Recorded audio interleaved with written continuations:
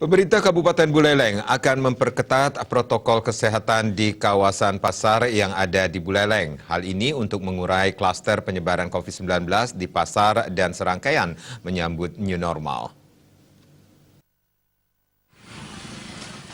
Selain mengurai pasar yang ada, pemerintah Buleleng akan memperketat kegiatan yang ada di pasar-pasar besar. Selain menggunakan masker dan sarana pendukung lainnya, para pedagang harus menggunakan pelindung wajah. Bupati Buleleng Putu Agus Suratnyana menjelaskan tatanan new normal kali ini, yakni protokol kesehatan di sektor pasar akan lebih diperketat untuk mengurangi penyebaran klaster khusus di pasar.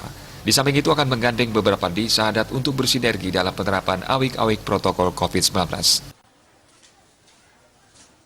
Kesiapan penanganan COVID-nya, ya, seperti itu. Ya. Nanti akan ada evaluasi bersama. Nah, pengetatan kita di pasar lebih ketat lagi. Ke depan saya sudah sampaikan, bukan hanya pakai masker di pasar, dagang-dagang harus pakai face shield.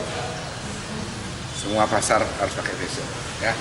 Taman baru, kemudian untuk pos penyekatan akan dibuka hanya satu saja di Pelabuhan Lantek. Sekarang masih kita buka, masih kita jaga. Ya. Gratis kok Mas?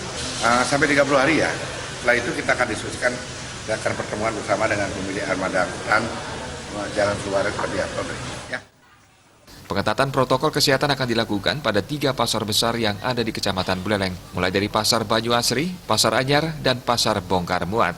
Namun nantinya hal yang sama juga akan diberlakukan pada seluruh pasar tradisional yang ada di seluruh Buleleng. Komang Yuda, Bali TV.